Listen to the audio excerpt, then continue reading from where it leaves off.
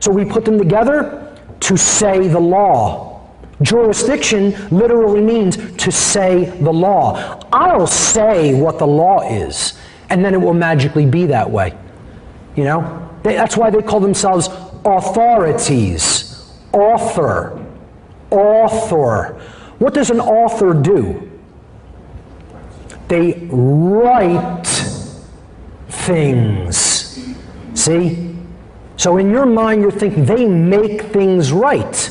They make the rights. See? That's how mind control works, through words. And people never see it because they never stop to even break down the word or consider where it came from. Whenever you're hearing or seeing the word authority, you're seeing the word author, which in your mind you equate with writing something. W-R-I-T-I-N-G, writing. But phonetically, that is the same as writing. R-I-G-H-T-I-N-G, writing something, making it right. And the mind doesn't separate those concepts at a subconscious level. Okay? Hence is why they call themselves authorities, writers. And that is what they do. They write down the law. They call themselves legislators. I write down what the law is, and then it magically becomes so, on my whim or preference. And you know what that's called? I've said it before, and I'll say it again. It's called claiming to be God, is what that's called.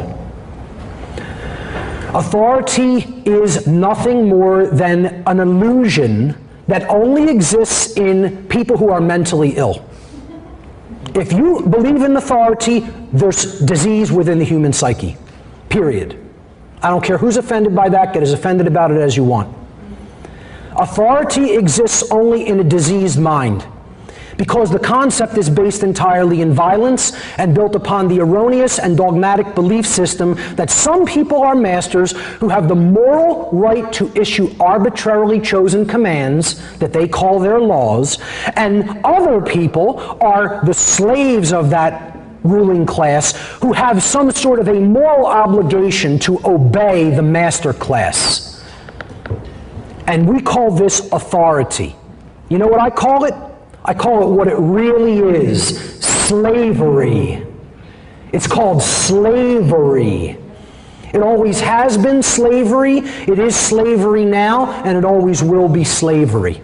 Let's stop euphemizing things. Let's call bullshit for what it is, okay? There's no inherent legitimacy to the concept of slavery, and never has been, and never will be. And we need to understand that's what that is. Authority is slavery, but we're just euphemizing it and calling it something different. Authority is the belief in the legitimacy of authority is the belief in the legitimacy of slavery. If you believe in authority, you have legitimized the concept of slavery. All believers in authority, all, blanket statement, ego hates blanket statements. All believers in authority are believers in slavery and supporters of it. 100%. Always have been throughout the entire time that the universe has existed, and always will be for as long as the universe exists. Blanket statement. Authority is nothing more than the idea that man can become God and through jurisdiction dictate the law.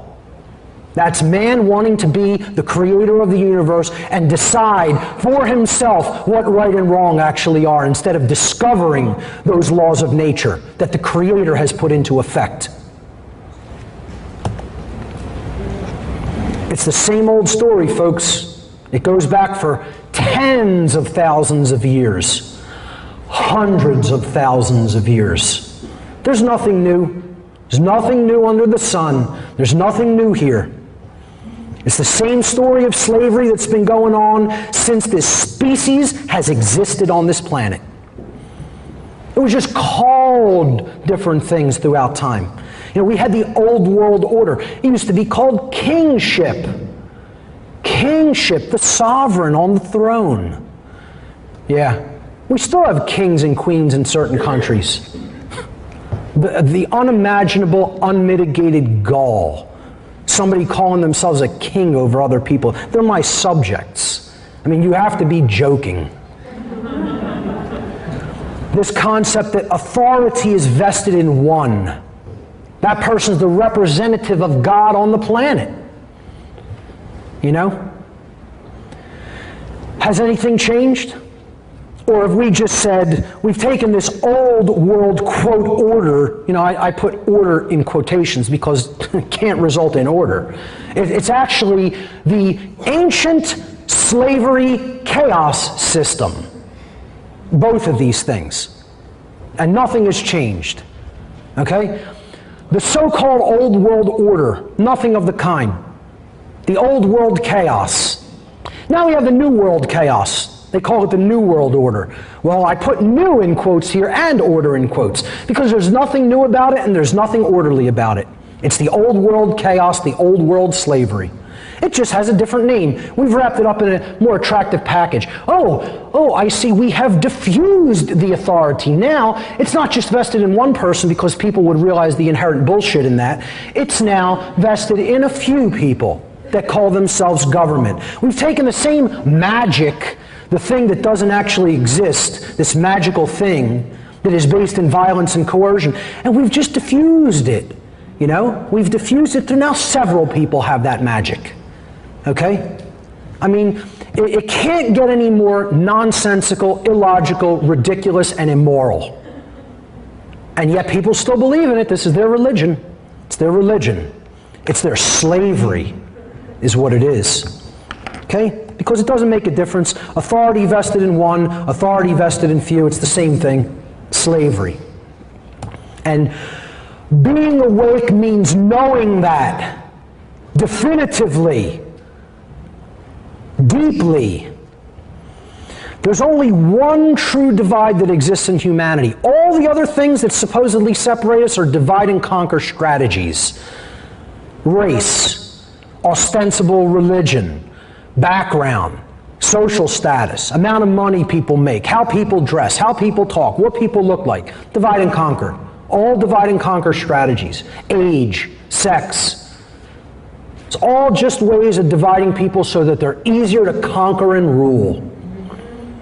But there is one legitimate difference, and it has to do with the level of consciousness that people are at.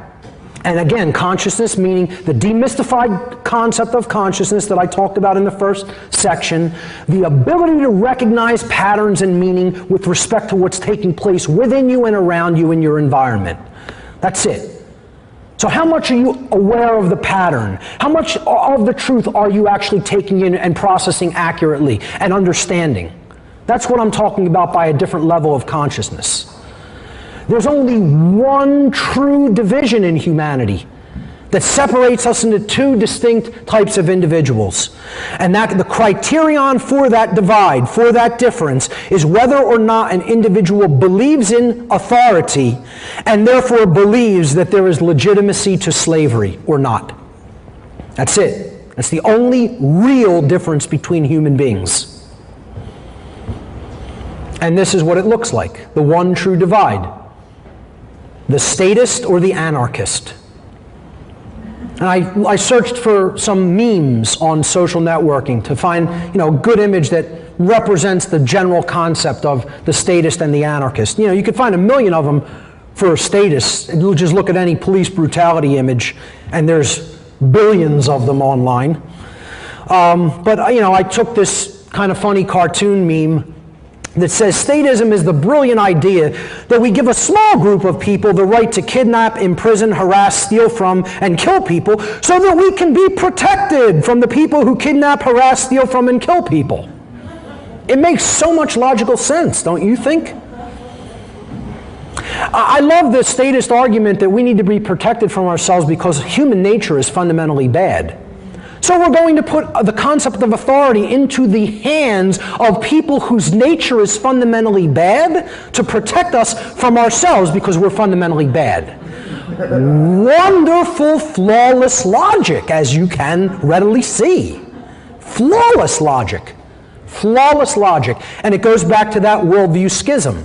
That schism about how do you view human nature as well. The human nature schism. Are we inherently good and wonderful beings or inherently flawed and evil demonic beings? When the truth of the matter is, we're neither. Those two conditions are just that, conditions. They're not our nature. Our nature is that we are programmable such that we can become either of those extremes, if we're programmed well or badly.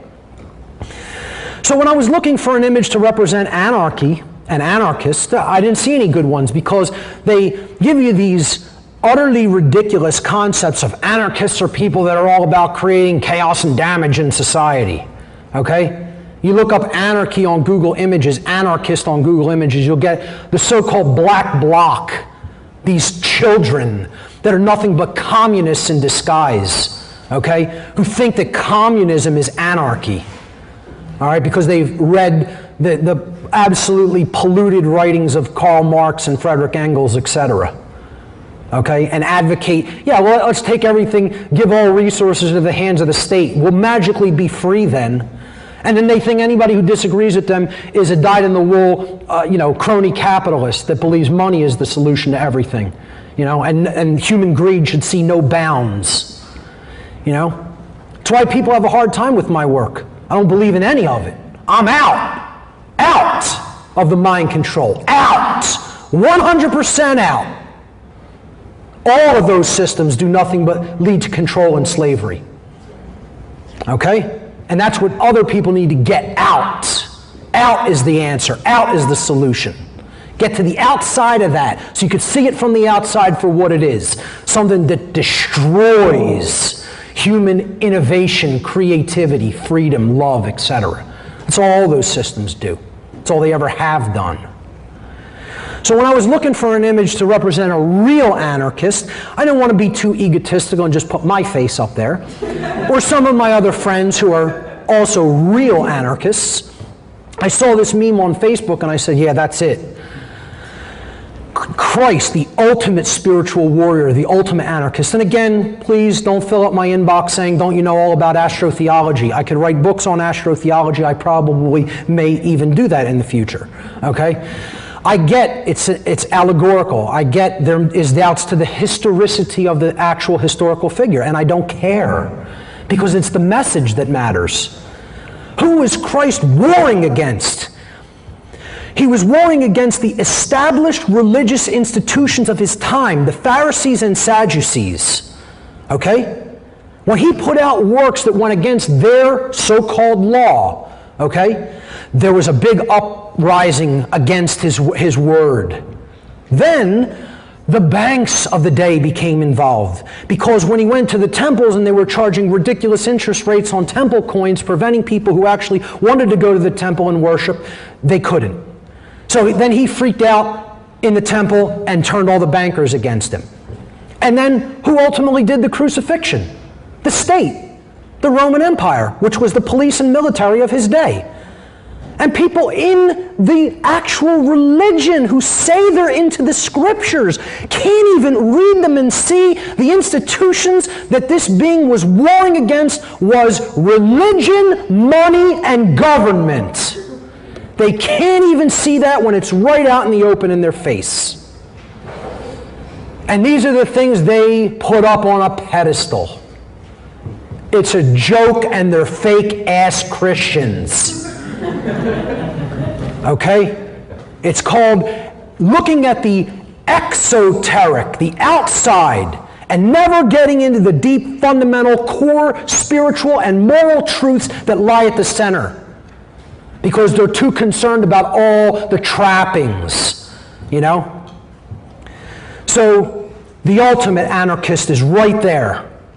And what I'm here today to tell you is that there is no such thing as an awake being that has ever been a statist. Never one.